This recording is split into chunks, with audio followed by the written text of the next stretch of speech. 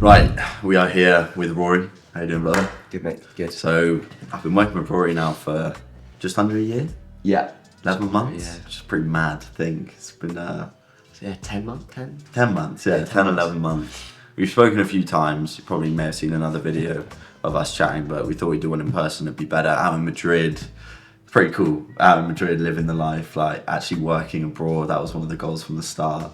So yeah, do you want to just sort of introduce yourself? Actually, firstly, let's talk results. Like, what's the best month you've had in commission since we started working together? Off the top of my head, Just under 8, wasn't it? yeah, 8.1 8.1. in November, December, which is normally quite a quiet month for trading anyway. So yeah, good month. Yeah, sick, bro. Well, let's take it back to where it all started. What were you doing before? And why did you want to make a change? Because it's a pretty interesting journey that you've been on. Yeah, so always been pretty into kind of the online space, building something business orientated, and then 10, 11 months ago, got in touch with Ben. I was studying at Newcastle Uni in my second year, studying geography, but not really doing any work. Very much went there for the social, for the rugby, as many do. And yeah, previously had a marketing agency as well, which is kind of how we got speaking. But yeah, I was at university at Newcastle, and then got started with Ben towards the back end of my second year. So it was kind of leading up to second year exams, and that entire year of uni I'd been trying so many different things so I could drop out. I was getting to around the last term, March time, it was getting a bit touch and go, because I knew if I'd sat those exams I probably wouldn't have passed. So I had to make something work. And that's when high ticket sales, that's when sales came into place, and yeah, I'm not at uni anymore, so it all went to plan. The dropout work. Yeah, Dropout work.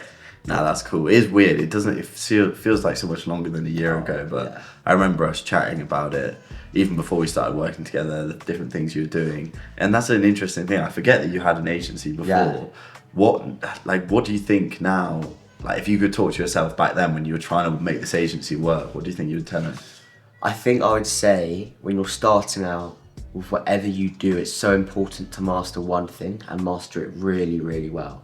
I was chatting to my old man the other day about the whole journey, like been trying things like you were since like the age of 15. I've tried so much, and the agency was my first kind of, I suppose, real business with clients and whatnot, and I reflected upon it, and if my sales had been good, I would probably still be doing it, in all honesty. Like, I probably would, but my sales was so bad, and it actually meant that taking a few steps back and focusing primarily on sales and one skill and becoming somewhat good at that skill can really help in all areas. So that was definitely my biggest reflection over the last, I would say, 10 months or so. 100%. You got to have that skill of sales. If you have that, that's why I'm a big advocate. And I always say to everyone, you're not going to do sales forever, but it's something you can dive back into to make more money. Yeah. It's something that's always going to be there. I could drop you in the middle of nowhere with Wi-Fi connection and a laptop now, and you will be able to make money. And I think that's a pretty freeing thing. Having that leverage is so important. And I would honestly say it's probably the highest leverage skill you can have. Like, even this morning in Madrid, I took one call, came in with a 5k deal, and they had a deposit to paid, which is like $950 in commission. And it's one call, 1:30 p.m. 1:30, sat with Ben, sat with the boys, and it's like that all came from just learning one skill, being resilient to stick at it. And as well, as you said there, you can always drop in and drop out of it, and it's when you have that, no one can take away that skill. So it's pretty powerful. 100%. It has been a pretty crazy journey. Obviously, there's been ups and downs for sure. Yeah, big time. But how have you found it? Obviously, working with myself, the community, the boys. Because you were my first ever student, you and Jed. Yeah. How has it been, like, watching the community grow? Obviously, the results, not just for yourself, but the other lads as well. Because I know that's something that you're invested in. Oh, massively. I think it's probably the reason why I've stuck at it through the ups and downs. Like, I do think it's one of those things, high ticket sales, where you have to eat shit for a certain amount of time to actually become good. And if it wasn't for the community with, like-minded people, the boys helping you, but also the support from Ben, like, it is so one-on-one. I've messaged Ben like countless times personally, like, mate, what am I doing? Like, genuinely, like, what am I doing? And thankfully he was always there to kind of encourage me, steer me in the right direction in terms of what the next best steps are. But most importantly, it's just someone to keep you accountable, to remind you why you're doing it and how powerful it can be if you do stick it out. Because I think it was around end of September, early October time was when I really struggled. I went from being a somewhat good offer, old closers came back in, got let go, and then was, found myself onto some good offers that didn't quite perform the way they wanted to. And then I was like in this weird transition period where I kind of had to strip it back. And I think Ben's biggest thing was the only way you fail at anything, but I think it's more paramount in sales if you give up, like especially in high ticket. Like that good offer will come, so you just have to control what you can control. I remember like having a week, 10 days where I was in and out of an offer, speaking to the wall, going through objection handling, pre-handling, and then the trading offer that I landed at that time in October is the one that I'm still on now.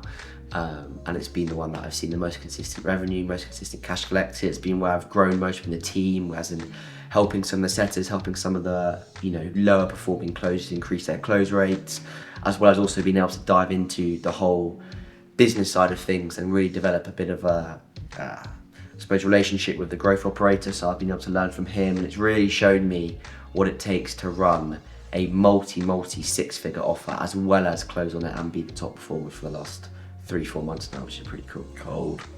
Yeah, no, 100%. It is. It's one of those things, you have to stick at it, and then when you land the right opportunity, everything comes in. I see it with everyone. I see it with you. I see it with Jed. Again, my two first students, Jed this month's going to do 7.5k.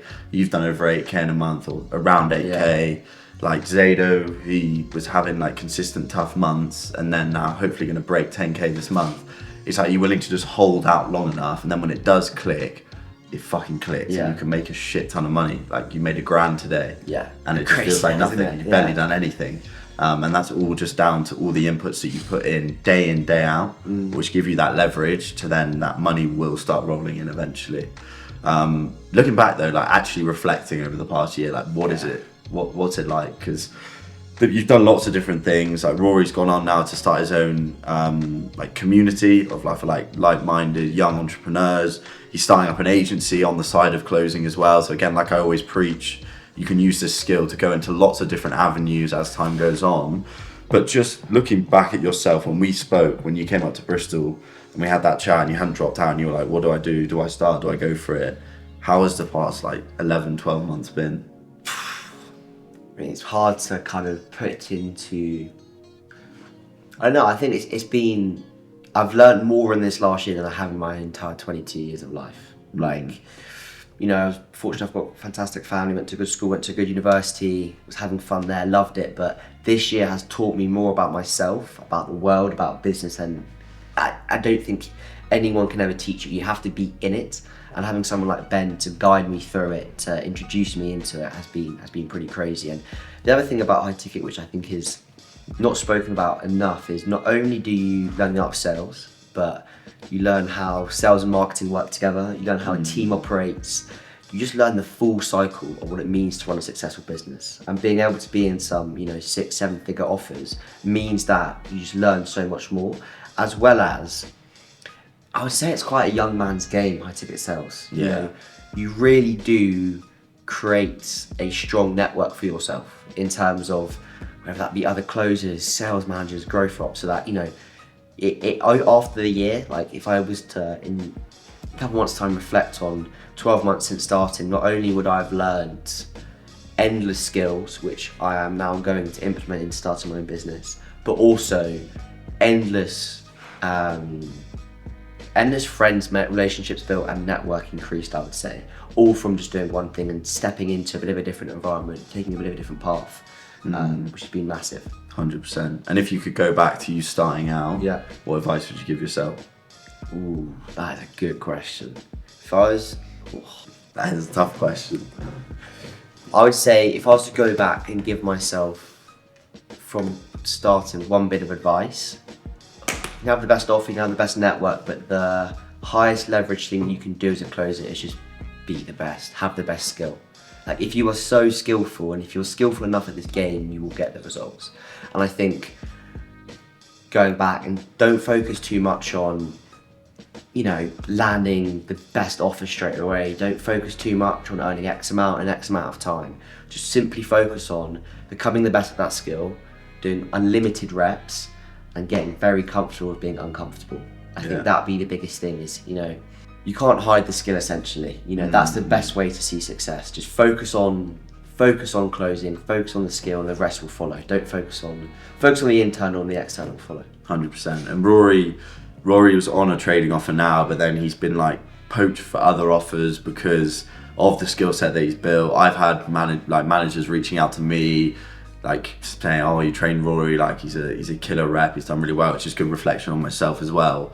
But it got to a point where you got hired for an offer where they paid you a $5,000 base. So Rory got paid $5K in a month. He barely took any calls, and he never would have got that if he hadn't had that skill to back you up, which is pretty mad. Yeah, it just shows that like the highest leverage thing you can really do is learn a skill. Because without that, I wouldn't have had that opportunity. I wouldn't be sat here now, and it ultimately I wouldn't be able to kind of do what I'm about to go and do in the next kind of 6 to 12 months, alongside continuing to do closing, because it's something I genuinely enjoy. You know, I think if you're quite a social person, if you're quite a conversational person, have a 30-40 minute call. You know, yes, there's some nuances you need to be aware of, but it pretty much is just having a conversation, understanding people, human psychology, and you can get paid for doing it, which is pretty crazy. Yeah, 100%. And for someone who's like similar position to you, maybe back then, maybe at uni or dropped out, or maybe finished uni, because I speak with a lot of guys who have finished uni, they're a bit directionless, maybe they've joined a corporate role and they're just not really satisfied with it. What would your advice be for them? What would you say? I would say just take the leap. I know it's pretty generic, it's pretty standard advice, but I think, you know, reach out to Ben. One thing that I will credit Ben is he'll always say, speak to any of the lads in my community, you know, and I think that's the best thing. That's the most transparent anyone can be. You know, speak to them, let them, you know, tell you how good it is, and let them be your kind of point of call. But just take the risk. Like if you have like that feeling of you want to do something more, you don't just want to kind of go down the route of having a 9 to 5 and taking a path that's quite often like so forced down people's throat. I think it's important just to take the risk, invest in yourself. And look, the worst thing that happens is you have a fantastic skill set and you go back to where you currently are. Yeah. But with that skill set, you won't. Exactly. There's literally no negatives. I just don't get it. And when I spoke with Paddy, I asked him a similar question. He said, the bigger risk was not doing anything. The bigger risk was 100%. staying in the same place, working in this insurance job he was in, feeling the same way, and 12 months going by and just nothing changes. People need to realise that doing nothing is an option. Not by doing nothing, by not taking action, you're not just staying in the medium. Like stagnation is regression. You're going down. You are actively pushing back on what you want to achieve by doing nothing. So get it out of your head that staying the same and not making any decisions is the safe bet, because it's not. Stagnation is regression, and it's so important. All the big guys talk about it. Michael Jordan talks about it all the time. When I listen to podcasts with him, like stagnation is regression. I think that's something people really need to like nail in their heads. 100%. I think why, as Ben said there, just like do it. Like there's no better time to do it, especially with like all the lads inside VP's community, you know, young, hungry gents that want to push, want to really see success from it. And as well, just being in that environment, like everyone's leveling you up. Like there's a standard that needs to be met. And I think it's, you know, as Ben said, there is really no risk. The only risk is staying where you are and not taking the leap. Like I honestly couldn't agree with anything more. People need to take more risks, because look, they will land if you put the work in. 100%. Brother, appreciate it. Speak to you soon. Yeah.